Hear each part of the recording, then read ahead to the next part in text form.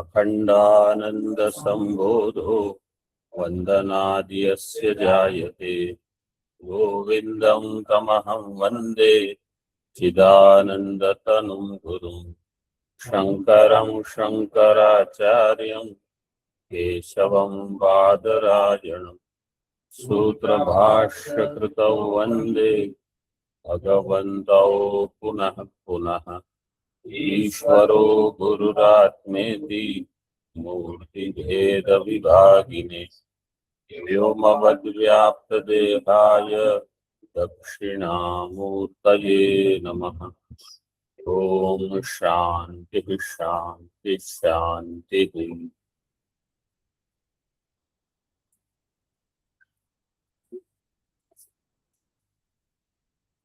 शिष्य ने प्रश्न किया था कि जीव और ईश्वर दोनों की उपाधि होने पर भी जीव को बंधन है, ईश्वर को बंधन नहीं। इस प्रश्न को लेकर यहाँ विचार चल रहा है। शिष्य ने कुछ 5 प्रश्न किए थे अध्यास को लेकर कि अध्यास कैसे संभव है, जो अत्यंत अपरोक्ष वस्तु है, इसमें प्रत्यक्ष में अध्यास होता है। तो आचार्य ने उसका समाधान दिया। फिर अध्यास के लिए सादृश्य चाहिए, तो सादृश्य की आवश्यकता सोपाधिक में होती है, निरूपाधिक में नहीं, ऐसे बताया था।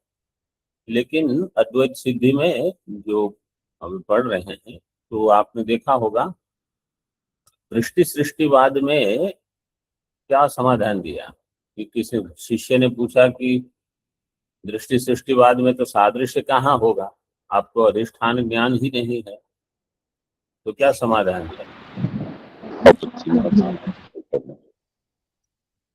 हाँ, क्या किसने कहा ऑनलाइन? अवच्छिन्न चैतन्य में सादृश्य होगा।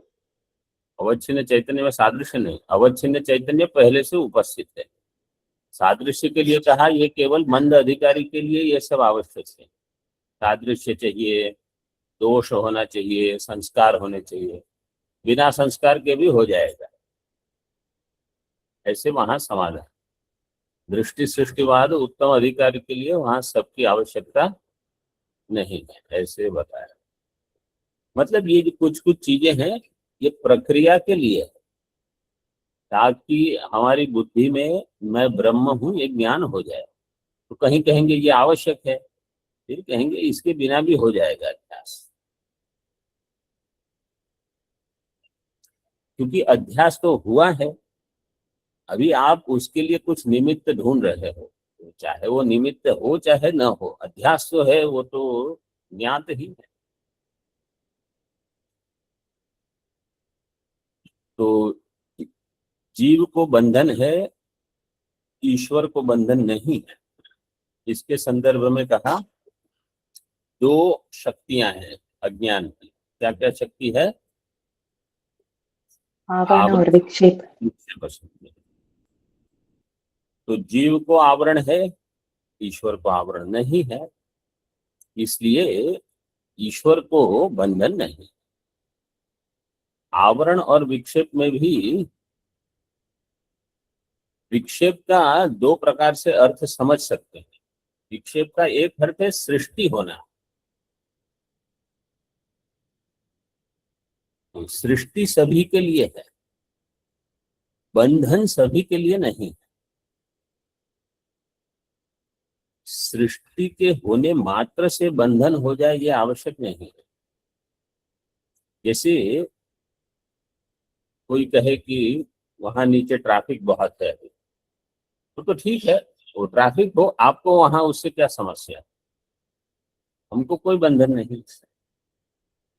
तो बंधन तब है जब हम उससे कुछ न कुछ तादात्म्य करते हैं, उससे जुड़ जाते हैं, गुण रूप से, दोष रूप से, किसी न किसी रूप से। तो जब ये होता है तब वही बंधन करता है। तो विक्षेप में अगर हम ऐसा समझ लें कि एक होता है केवल जगत और एक है ये जगत में संसार। इसको पंचदशी के चतुर्थ अध्याय में बताया। जगत जो है वो है ईश्वर सृष्टि, और संसार है ये है जीव की सृष्टि। तो ईश्वर की सृष्टि बंधन नहीं है, जीव की सृष्टि बंधन है। आपने इस सृष्टि में जहां अपने आप को जोड़कर कहीं राग द्वेष कर लिया, कहीं आपको काम क्रोध होता है, कहीं आपको इससे कुछ चाहिए नहीं प्राप्त हो रहा है, ये जो संबंध हम जोड़ते हैं इससे हमको दुख होता है, ये बंधन का कारण है। समझो पंच महाभूत है, आकाश है, आकाश आपको कहाँ बंधन करता है? वायु है, वायु कहाँ बंधन करता है? जल है, अग्नि है, सूर्य तापमान है, अपने आप में वो बंधन नहीं है। आप वहां नीचे धूप में खड़े रहोगे 2 घंटे 3 घंटे तो अपने आप बंधन हो जाएगा। तो आपके पास विकल्प है, आप वहां से हट जाओ। गंगा जी जल है, अब जिसको तैरना नहीं आता और वो गंगा जी में डूब गया तो वो बंधन हो गया। आप वहां उसका आनंद लो, जल से स्नान करके वापस आ जाओ। तो पंच महाभूत जैसे अपने आप में बंधन नहीं करते, हम जैसे अपने आप को उससे जोड़ते हैं, इससे बंधन हो सकता है, स्वयं में नहीं। तो इसलिए ईश्वर की सृष्टि बंधन नहीं करती, जीव की सृष्टि बंधन करती। जैसे रस्सी पड़ी है, और उसको अगर मैं सर्प देखता हूं तो बंधन है, कोई अन्य है वो भू छिद्र देखता है उसको अन्य प्रकार से कुछ बंधन होगा। जो जैसा है वैसा देख लिया तो कोई बंधन नहीं। तो विक्षेप शब्द का अर्थ है, एक है बाह्य जगत सृष्टि और एक है आंतरिक विक्षेप। तो हमें, हमारे पास विकल्प क्या है? बाहर की सृष्टि हम हटा सकते हैं? नहीं हटा सकते, वो किसी के पास सामर्थ्य नहीं है। ईश्वर जब करेगा सृष्टि उनके हिसाब से, जब लय करना है वो अपनी तरह से करो। तो हमारे पास विकल्प क्या है? हमारे जो विक्षेप है उनको हम हटा सकते हैं। तो ईश्वर सृष्टि में आपको कुछ नहीं करना है, जीव सृष्टि आप हटा दो और ईश्वर सृष्टि को बाधित करना है, ये है मुक्ति। ईश्वर की सृष्टि में आप कौन कोई जीवन मुक्त पंच महाभूत को कुछ करते हैं? कोई कुछ नहीं करेगा, वो जैसे है वैसे रहने दो। जीव सृष्टि को आप हटा दो जितना हो सके, और ईश्वर सृष्टि को ज्ञान से बाधित कर दो। जीव सृष्टि हटाने के लिए कर्म उपासना, क्योंकि वहां केवल बाध से आरंभ में काम नहीं चलता, वो तो आपको प्रयास करना। तो ये जो विक्षेप है, आवरण और विक्षेप, इनसे अध्यास जो होता है उसको बताते हैं 510 श्लोक। और इनके कारण जो दुख होते हैं वो पहले ही वर्णन हो चुका है। एतस्य संसृतेर्हेतु अध्यासोऽर्थ विपर्ययः अध्यासमूलमज्ञान माहुरावृति लक्षणम।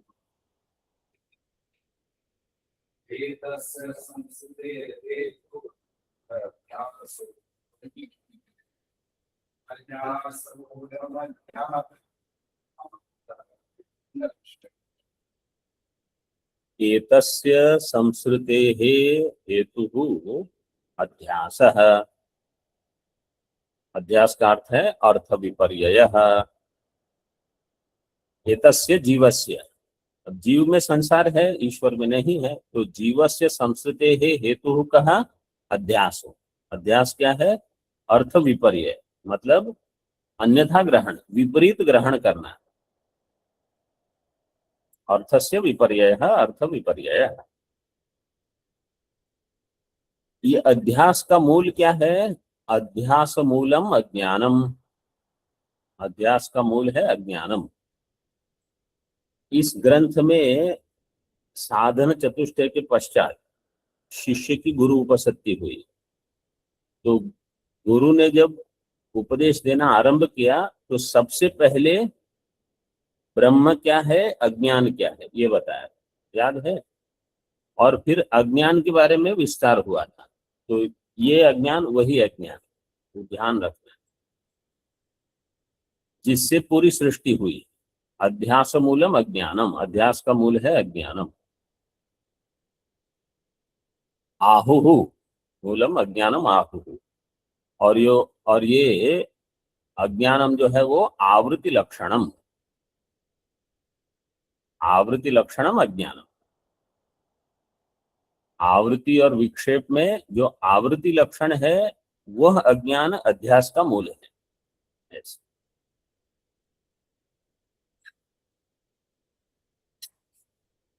तो पूरे ग्रंथ में जो विचारधारा है आरंभ से लेकर, एक है आत्मा, एक है अनात्मा। अनात्मा अज्ञान और अज्ञान का कार्य, ये समस्त प्रपंच, ये सब अनात्मा है। इस आत्मा और अनात्मा के बीच अध्यास होता है।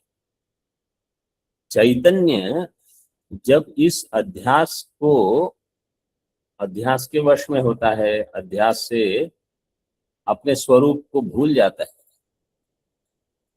तब इस चैतन्य को मैं जीव हूं, मैं परिच्छिन्न हूं, मैं दुखी हूं, मुझे शोक है, भय है, ये है, वो है, ये सब संसार का अनुभव होता है।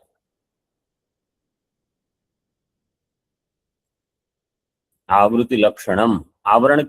अच्छा, ऑनलाइन वाले नहीं बोलेंगे अभी। आवरण कितने प्रकार का होता है,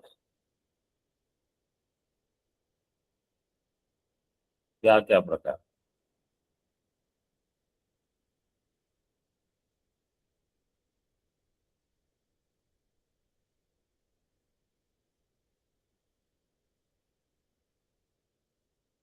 आप बोलिए। आवरण कितने प्रकार का होता है? अभी आया था सिद्धांत बिंदु में।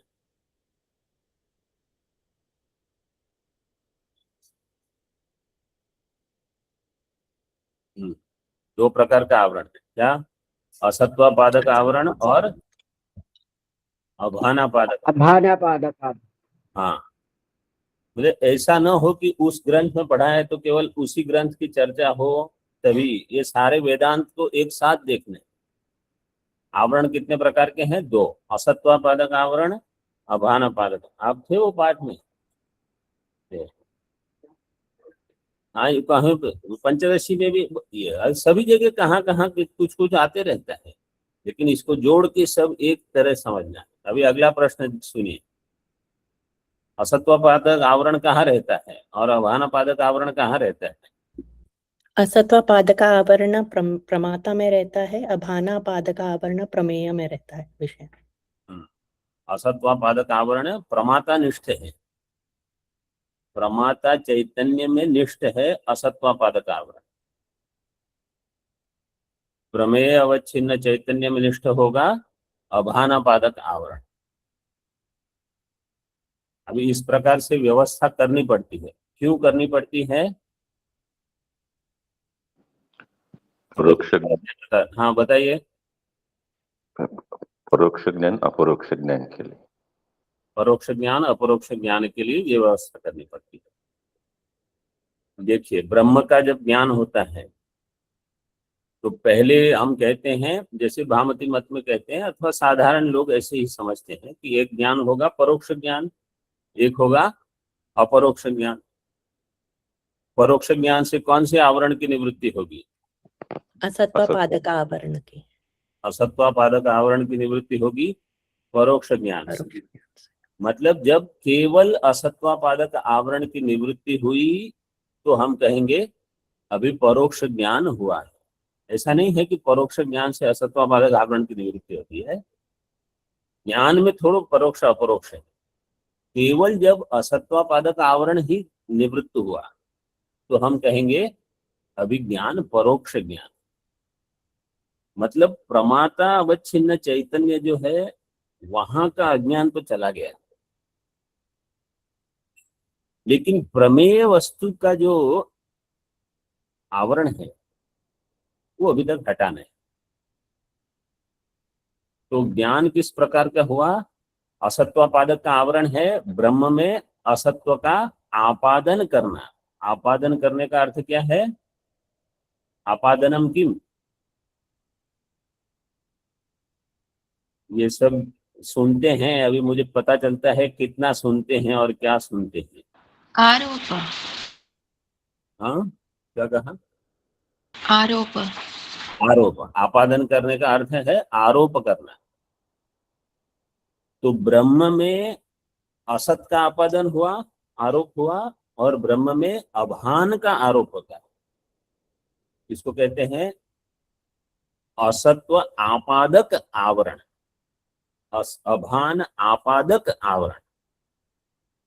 ब्रह्म में जो असत का आपादन हो, आरोप हो, आरोप ही है क्योंकि वो असत तो हो ही नहीं सकता, उसका आभान हो ही नहीं सकता। वो तो तमेव भांतम अनुभाति सर्वम, लेकिन उसका आपादन होता है। अच्छा, ब्रह्म को मैं नहीं जानता, तो दो आरोप करते हैं, इसलिए हम कहेंगे दो प्रकार के आवरण हैं। जब हम ब्रह्म का अध्ययन करते हैं, श्रवणादि करते हैं, तो ब्रह्म नहीं है ये बुद्धि तो हट जाती है, मतलब ब्रह्म अस्ति। तो असत्व आपादक जो आवरण था उसकी निवृत्ति हो गई, इतना हो गया।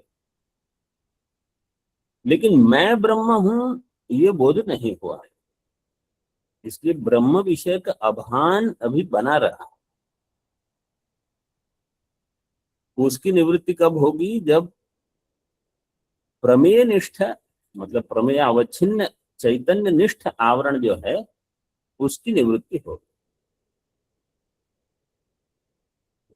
तो जैसे साधारण भाषा दृष्टांत के लिए अगर समझना हो तो समझो घट है, ये प्रमेय है, मैं प्रमाता। तो एक आवरण प्रमाता में है, एक आवरण प्रमेय में। ये असत्वापादक आवरण प्रमाता अवच्छिन्न चैतन्य में रहेगा, अभानापादक आवरण प्रमेय अवच्छिन्न चैतन्य में रहेगा। तो जब यहां आवरण की निवृत्ति होगी, अब ये प्रक्रिया है, तो हम कहेंगे घटो अस्ति। और यहां घट में जब आवरण की निवृत्ति होगी तो हम कहेंगे घटो भाति। लेकिन ब्रह्म विषय में ऐसा नहीं है कि मैं यहां हूं और ब्रह्म वहां है। दोनों हृदय देश में ही है, ठीक है। तो असत्वापादक आवरण का अर्थ केवल इतना है कि ब्रह्म है ये तो भान हो गया, कहाँ है? हृदय देश में है, ये भी भान हो गया। लेकिन ब्रह्म मैं हूं इस प्रकार से अभी भान नहीं हो रहा है। अब ये विषय इतना तो हो गया समाप्त। अब थोड़ा अलग से बताते हैं। ऐसी क्या वस्तु है जिसका आपको नित्य अपरोक्ष अनुभव हो रहा है? अहम। अहम का नित्य अपरोक्ष अनुभव होता है। अब उसको ब्रह्म वगैरह कुछ नाम देने की आवश्यकता नहीं, लेकिन अहम ये नित्य अपरोक्ष है। अब ये अहम ब्रह्म है ये समझ में नहीं आया। ये अहम अहम है, केवल इतना समझ में आया। अब इस अहम को आप चैत्र मैत्र नाम दे दो, अथवा कुछ और सन्यासी नाम दे दो, गृहस्थ नाम दे दो, कुछ नाम दे दो, कुछ संज्ञा दे दो, ये अहम है। लेकिन ये अहम ब्रह्म है जो वर्ण आश्रम रहित है, जिसमें कोई आयु नहीं है, कोई शरीर की अवस्था नहीं है, कोई जागृत आदि अवस्था नहीं, ऐसा ये अहम है, ये भान नहीं हो। इसको कहते हैं अभानापादक आवरण है। तो जब तक ये भान नहीं हो तब तक इस भान को करने के लिए, भान कराने के लिए प्रयास करना है। मतलब केवल ऐसे नहीं कि श्लोक पढ़ लिया, टीका पढ़ ली, अब तो हो गया। आप ये भान हो इसके लिए प्रयास करो। ग्रंथ को समाप्त करने के लिए नहीं।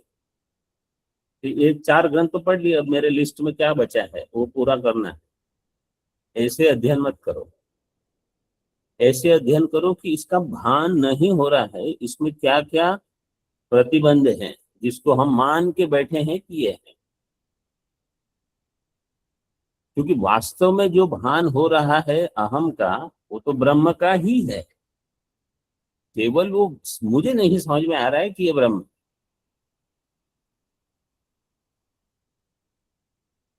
जैसे बिल्कुल एक दृष्टांत समझो, आप बैठे हो ठीक है कहीं जंगल में या कहीं, और पैर के ऊपर से कुछ जा रहा है समझो, और आप आनंद ले रहे हो, वास्तव में वो सांप है,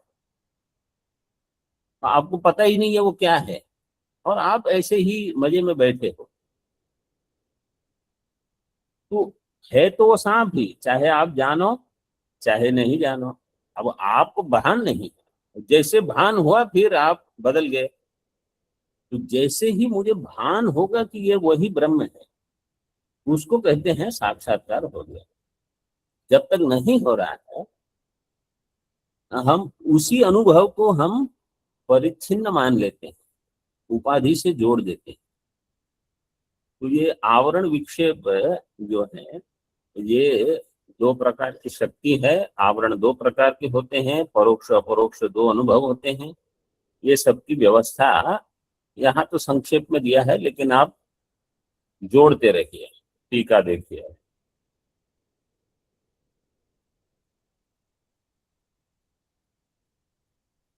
अर्थ विपर्ययो, अर्थस्य विपर्ययो अन्यथा ग्रहणम अध्यास एतस्य जीवस्य संस्कृतेर हेतु कारणम इति पंडिता आहुः।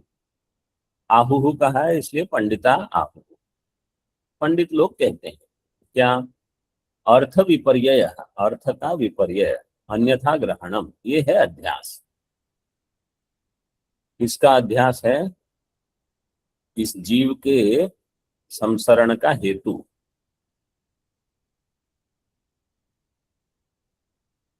हेतु कारणम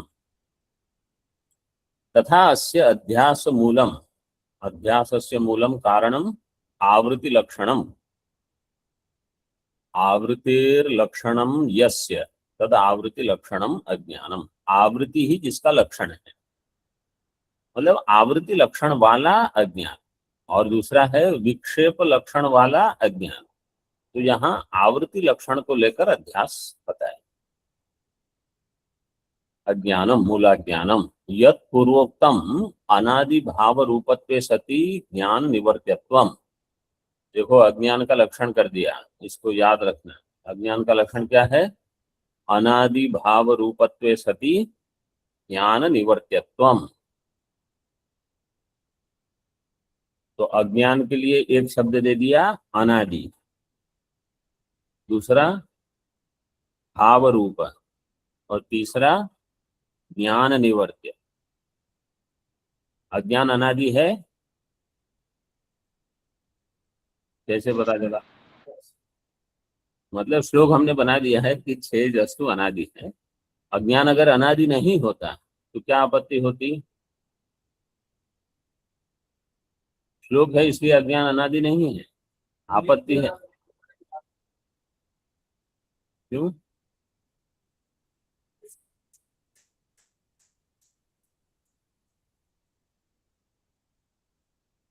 अज्ञान अगर अनादि नहीं हो तो क्या आपत्ति? मोक्ष तो नहीं हो सकता। मोक्ष मोक्ष नहीं हो सकता। अगर ज्ञान अनादि नहीं है तो इसका मतलब है आगंतुक है। तो इससे पहले ज्ञान था, फिर ज्ञान के बाद अगर ज्ञान हुआ तो अगर फिर से ज्ञान होगा तो फिर से अज्ञान भी हो सकता है उसके बाद। तो मोक्ष का प्रसंग नहीं होता, अनिर्मोक्ष प्रसंग। क्योंकि अज्ञान के पूर्व काल में अज्ञान नहीं था, उसका प्राग भाव था।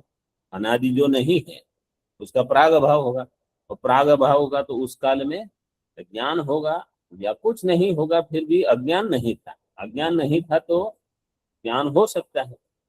अच्छा, अभी फिर किसी निमित्त से अज्ञान आया तो आपको बताना पड़ेगा क्या निमित्त है जिससे अज्ञान आ गया, क्योंकि आगंतुक है। समझो अज्ञान आ गया, अब अज्ञान चलता रहा, तो थोड़े समय के बाद ज्ञान आया तो अज्ञान चला गया, वो फिर से आ सकता है, क्योंकि जब पहले अज्ञान नहीं था और किसी निमित्त से आ गया, तो अब भी अज्ञान नहीं है, किसी निमित्त से आ जाएगा, तो फिर ये अज्ञान की निवृत्ति कैसे मानेंगे। लेकिन अगर अनादि मानते हो तो उसका प्राग भाव नहीं, मतलब किसी निमित्त से नहीं आया। अज्ञान के निमित्त से बाकी सब आता है। अज्ञान को आने के लिए अगर आपको निमित्त मानना पड़ेगा तो क्या होगा, और कोई निमित्त आपको पहले तो ढूंढना पड़ेगा। देखो, अज्ञान अनादि इसलिए नहीं है कि उसका श्लोक है, मतलब विचार आपको करना है। श्लोक तो बनाया है ताकि आप याद रखो, श्लोक कंठस्थ करके ज्ञान नहीं होता है, विचार से ज्ञान होता है। अच्छे से विचार करो। कंठस्थ वाली जो विद्या है वो अलग विद्या है, विचार वाली विद्या है अलग विद्या। विचार करने से सारे ग्रंथ निकले। तो अज्ञान अनादि होना चाहिए, ये एक सिद्ध हो गया। तो क्या प्रश्न है? स्वामी जी, क्योंकि आत्मा भी अनादि है, इसलिए अज्ञान भी अनादि है, ऐसे भी कह सकते हैं क्या? नहीं, उसका कोई संबंध नहीं। दोनों ऐसा हो गया कि दोनों अनादि, लेकिन कोई बीच में संबंध नहीं। अच्छा, ये अनादि हो गया, भाव रूप है। अगर अज्ञान भाव रूप है तो क्या श्लोक है इसलिए वो भाव रूप है?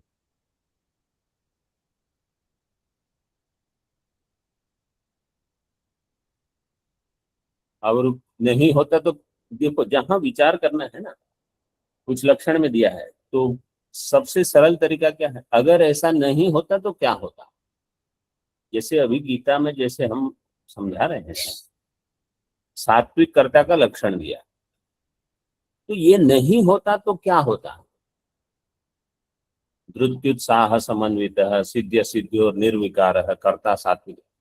तो अगर उसमें धृति नहीं होती तो क्या होता, उत्साह नहीं होता तो क्या होता, सिद्धि असिद्धि में निर्विकार नहीं होता तो क्या होता। ऐसे विचार करने से जो लक्षण दिया है उसकी पुष्टि हो जाएगी। विचार भी कैसे करना उसको सीखिए, केवल वाक्य कंठस्थ करने से विद्या नहीं।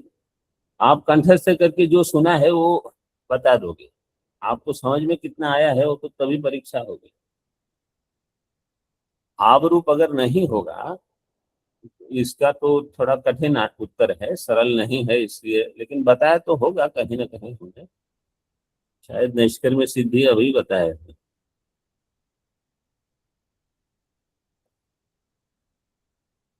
भाव रूप जो वस्तु है उसी से सृष्टि होती है। हम क्या मानते हैं वेदांत में, सृष्टि का उपादान कारण क्या है, अज्ञान है। वो भाव रूप हो तभी तो उपादान बनेगा किसी का, अभाव किसका उपादान बनता है, किसी का नहीं। हाँ, तो अगर वो भाव रूप नहीं होगा तो जगत का उपादान नहीं होगा। फिर जैसे न्याय वैशेषिक सांख्य ये लोग क्या मानते हैं कि जगत का उपादान कुछ और है, और परमाणु मान लो, द्रव्य कुछ मान लो, प्रधान मान लो, कुछ और मान लो, ठीक है। फिर ज्ञान से अज्ञान की निवृत्ति होगी, तो ज्ञान से अज्ञान की निवृत्ति होगी, अज्ञान का कोई कार्य है नहीं, तो जगत तो अज्ञान का कार्य नहीं है, इसलिए जगत की निवृत्ति नहीं होगी। इसके मत में मतलब जो अज्ञान को भाव रूप नहीं मानते, चाहे जो भी हो, जो अज्ञान को भाव रूप नहीं मानते, उनके मत में अज्ञान निवृत्ति होने पर जगत की निवृत्ति वो नहीं मानेंगे, कोई भी ये बाकी दर्शन। देखो हमने कैसे तय किया, इसलिए वो भाव रूप होना चाहिए, तभी वो जगत का उपादान कारण बन जाएगा। अब भाव रूप का अर्थ हम ऐसे नहीं कहते जैसे ब्रह्म सदरूप है, ऐसे भाव रूप। क्योंकि ये सदसद्भ्याम अनिर्वचनीय वो तो है ही, उसमें कोई विकल्प नहीं, ठीक है। और ज्ञान निवर्त्य है, ज्ञान से इसकी निवृत्ति, ये लक्षण पहले बता दिया है, कह दिया पूर्वोक्तम। तो इस पर थोड़ा विचार हुआ था, लेकिन आज थोड़ा अधिक विचार हो गया, ठीक है। अब 5 प्रश्न शिष्य ने पूछे थे, उसमें से 1, 2, 3 और 5 इनका उत्तर हो गया। अब कौन सा रह गया? चतुर्थ। देखिए, अधुना शिष्येण पृष्टः केनोपायेन कथम अध्यासस्य निवृत्तिरिति चतुर्थ प्रश्नस्य उत्तरम 11 श्लोकैर्विशिनष्टि। शिष्य के द्वारा एक प्रश्न क्या था, किस उपाय से अध्यास की कैसे निवृत्ति होगी। अब आपने अध्यास का प्रतिपादन तो कर दिया, तो अभी किस उपाय से इसकी निवृत्ति होगी, कैसे होगी, वो चतुर्थ प्रश्न का 11 श्लोक के द्वारा उत्तर देंगे। 11 श्लोकैर विशिनष्टि। अज्ञानस्य निवृत्तिस्तु ज्ञानेनैव न कर्मणा अविरोधितया कर्म नैवाज्ञानस्य बाधकम्।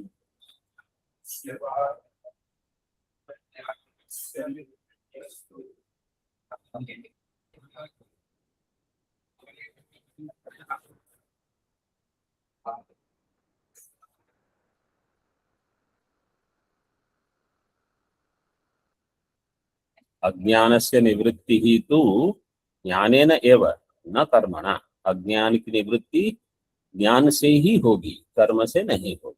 अब ये प्रसंग वशात बता रहे हैं, क्योंकि ये विषय पहले तो हमने चर्चा कर ली है कि अज्ञान की निवृत्ति ज्ञान से होगी, कर्म से नहीं होगी। इसमें विश्लेषण हुआ था,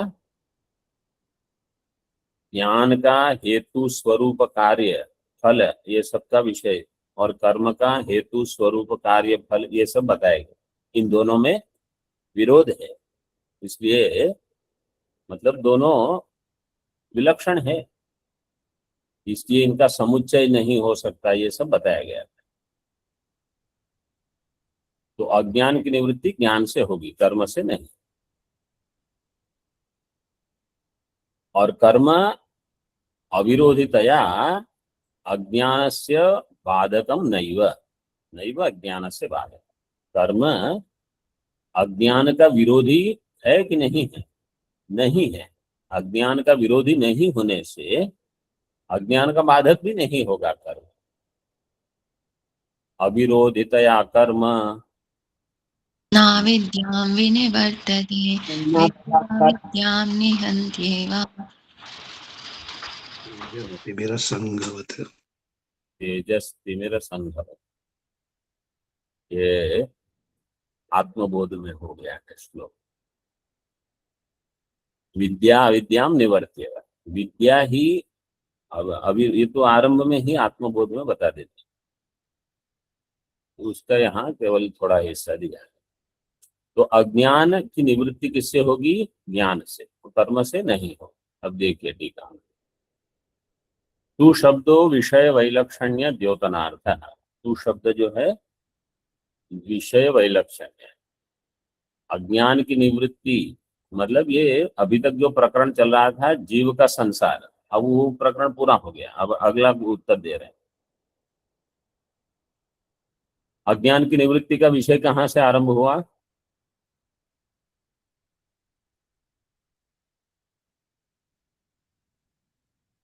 मतलब अभी जो हमने, हाँ नहीं, अभी विषय कहाँ से आया?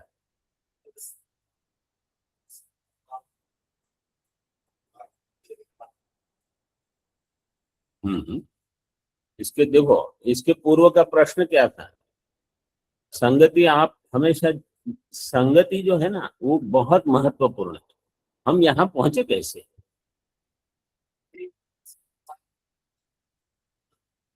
हाँ, जीव को संसार में बंधन है, ईश्वर को नहीं है। तो जीव को संसार में बंधन है, इसका हेतु क्या कहा? अध्यास जिसका मूल कारण है अज्ञान, तो उस अज्ञान की निवृत्ति ज्ञान से होगी। तो अभी विचारधारा हो गई स्पष्ट। तो यहाँ हम कैसे पहुंचे?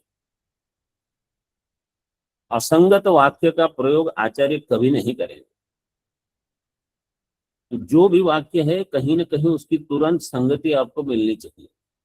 अभी जो सूत्र जो पढ़ रहे हैं उनको तो पता होगा, अध्याय संगति, पाद संगति, अधिकरण संगति, सब देखते रहना है।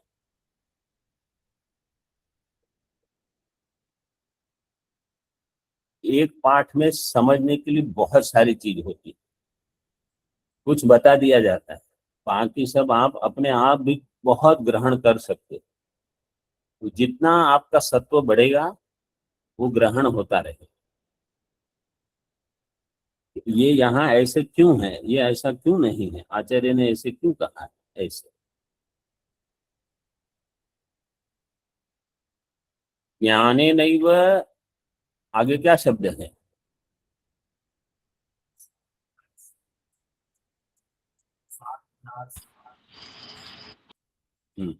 साध्यासा ज्ञानस्य निवृत्तिः, अध्यासेन सह वर्तते इति साध्यास, साध्यासश्च तद् अज्ञानञ्च इति साध्यासा ज्ञान।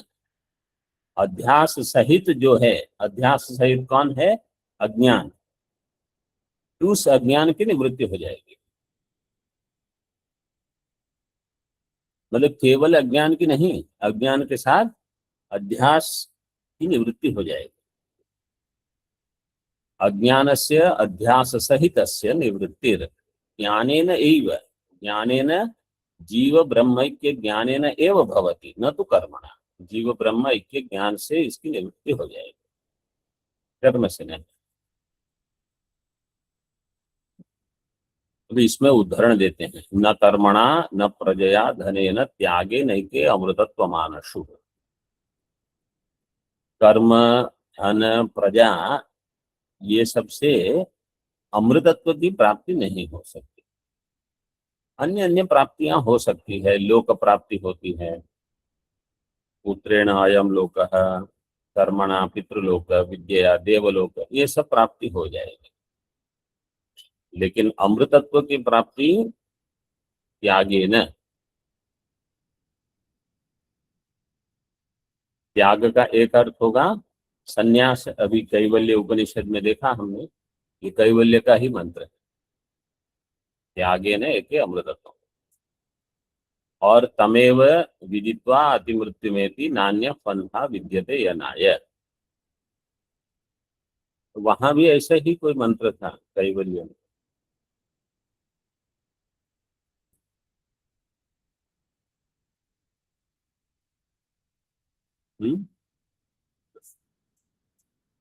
ये हाँ, मतलब थोड़ा ये मंत्र पुरुष सूक्त में भी आता है, श्वेता स्वतर का होगा ये शायद उदाहरण, तमेव विदित्वा अतिमृत्युमेति नान्य पंथा विद्यते यनाय। लेकिन कैवल्य में भी ऐसा ही मंत्र है, नान्य पंथा विद्यते, ऐसे ही। हाँ, ऐसा कुछ है, मैं देख सकता हूँ, यहाँ रही है, सरल है ये, सभी का ज्ञान यहाँ है। श्वेताश्वतर में तो है स्वामी। हाँ, पहले क्या है? पूर्वार्ध। श्वेताश्वतर में हाँ, ये श्वेता शब्द, हाँ हाँ, वेदा हम एकम पुरुष। तो वहां भी अन्य अन्य जगह दिया है, क्या बताया है कि ज्ञान से ही मोक्ष होगा, कर्म से नहीं। इसका अर्थ है कि अहंकार जो है, जिसको लेकर हम कर्म करते हैं, उसकी निवृत्ति ही मोक्ष का स्वरूप होगा।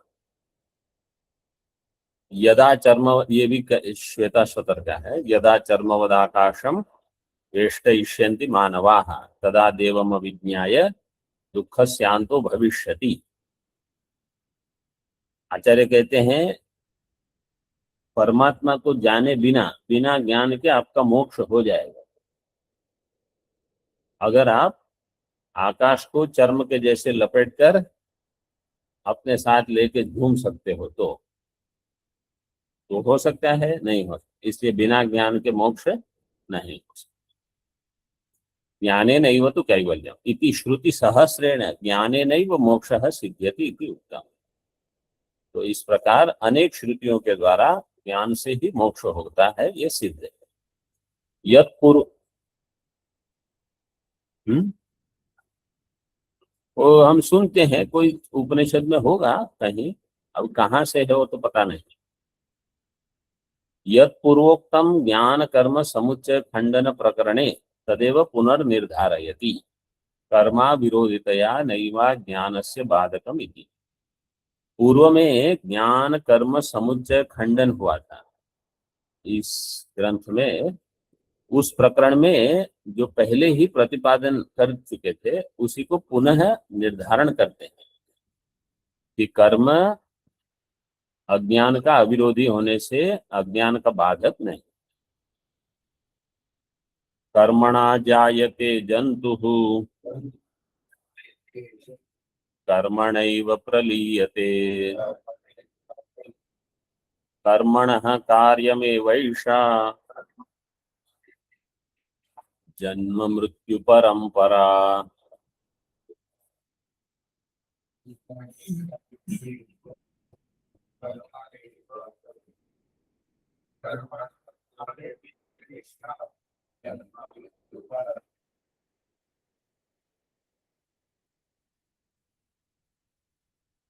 नैतस्मात् कर्मणः कार्य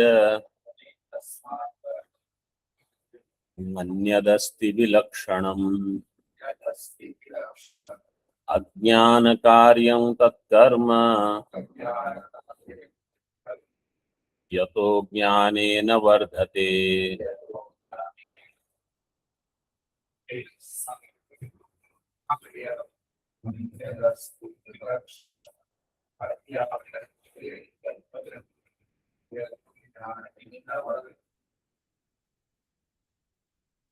कर्मणा जंतु जायते, सभी जीवों की उत्पत्ति कर्म को लेकर है।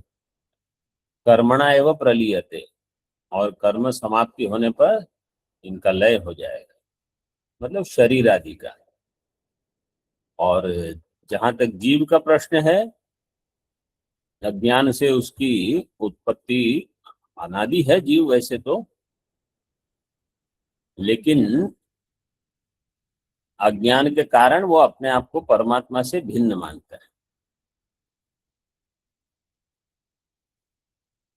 कर्मणैव जायते कर्मणैव प्रलीयते कर्मणः कार्यम एव एषा जन्म मृत्यु परंपरा। एषा जन्म मृत्यु परंपरा कर्मणः कार्य, ये जन्म मृत्यु शरीर के स्तर पर जो विकार होते हैं ये सारे कर्म के ही कार्य। नैतस्मात् कर्मणः कार्यम अन्यद विलक्षणम अस्ति, इस कर्म का कोई और विलक्षण कार्य नहीं है, यही कर्म का फल है सब, इससे कोई विलक्षण फल नहीं है। मतलब इसका अर्थ यह है कि कर्म का फल केवल यही होगा, जन्म मृत्यु परंपरा उत्पत्ति लय, ये सारे कर्म से अज्ञान की निवृत्ति। ऐसा कहीं वेद में नहीं कहा है कि जैसे ज्योतिषोम करोगे तो अज्ञान निवृत्ति हो जाएगी, कार्य याग करोगे तो अज्ञान की निवृत्ति हो, ऐसा कहीं नहीं कहा। इससे स्वर्ग होगा, इससे पुत्र होगा, इससे वर्षा होगी, इससे धन होगा, पशु होंगे, शत्रु नाश हो, ये सब बताया है। इससे अज्ञान की निवृत्ति, ऐसा कोई कर्म ही नहीं है वेद में। तो एतस्मात् कर्मणः अन्यद विलक्षणम कार्यम न अस्ति, ऐसा कोई अन्य विलक्षण कार्य नहीं है, ऐसे ही सब कार्य है। अज्ञान कार्यम तत्कर्म, और वो कर्म जो है वो अज्ञान का कार्य है, इसलिए अज्ञानेन वर्धते। यतः अज्ञानेन कर्म वर्ध, अज्ञान होने पर कर्म और बढ़ेंगे। क्या आपने भी पूछा? ऐसा कार्यमेव ऐसा, वो ना जन्म मृत्यु परंपरा, ऐसा परंपरा, परंपरा को लेकर एक वचन दिया। जन्म मृत्यु अनेक होते हैं लेकिन परंपरा एक, ऐसे। टीका में देख लीजिए। जंतु प्राणी कर्मणा जायते कर्मणैव प्रलीयते विनश्यते, कर्म से ही उत्पत्ति नाश। एषा जन्म मृत्यु परंपरा, जन्म च मृत्युश्च, जन्म मृत्यु इसकी परंपरा, तयोः परंपरा अविरत प्रवाह, ये कर्म का ही कार्य चलता रहता है। एतस्माद् विलक्षणम कर्मणः कार्यम नास्ति, इससे विलक्षण कोई कर्म का कार्य नहीं है। यतस् तत्कर्म अज्ञान कार्यम, अज्ञान से कार्यम, तस्माद् अज्ञानेन वर्धते इति। अज्ञान का ही ये कार्य है, अज्ञान से ही इसकी वृद्धि होती है। कर्म फलस्य अनित्यत्व दर्शन प्रकरणे, ये पूर्व में इसका विचार हो चुका है। कर्म फल अनित्य है, ये जब दिखाया गया इस प्रकरण में, कर्मणो अविद्यायाम स्थिति ही प्रदर्शिता, कर्म की स्थिति अविद्या में है, ये विचार बता दिया। वास्तव में बहुत कुछ विचार हो चुका है 500 श्लोक में, इतनी सारी टीका में बहुत कुछ, और वैसे भी समझा दिया गया है, और इस श्लोक में ग्रंथ में भी बहुत कुछ दे दिया है। तो अगर स्मरण रहता है कि अच्छा यहाँ ये बताया था वहां, तो अच्छा है। स्मरण नहीं है तो ऐसा सब कुछ नया ही लिखता है। बड़े ग्रंथ में इसलिए थोड़ा बार बार आगे पीछे देखने से लाभ होता है। अविद्यया जीवः स्वं परिच्छिन्नं मनुते तदा अपूर्णत्वात् तस्य संसर्ग, अविद्या के कारण जीव अपने आप को परिच्छिन्न मानता है, इसलिए अपूर्ण होने से उसका संसरणम होता है। इसमें 2 श्रुतियां दे दी है, श्रुति का अर्थ कर ले। परिच्छिन्न, अविद्या से परिच्छिन्नत्व, परिच्छिन्नत्व से संसार, ये ग्रंथ इतना पकड़ लीजिए। ओम पूर्णमदः पूर्णमिदं पूर्णात् पूर्णमुदच्यते पूर्णस्य पूर्णमादाय पूर्णमेवावशिष्यते। ओम शांति शांति शांति। शंकरं शंकराचार्यं केशवं बादरायणं सूत्रभाष्यकृतौ वन्दे भगवन्तौ पुनः पुनः। ईश्वरो गुरुरात्मेति मूर्तिभेदविभागिने व्योमवद्व्याप्तदेहाय दक्षिणामूर्तये नमः। ओम शांति शांति शांति।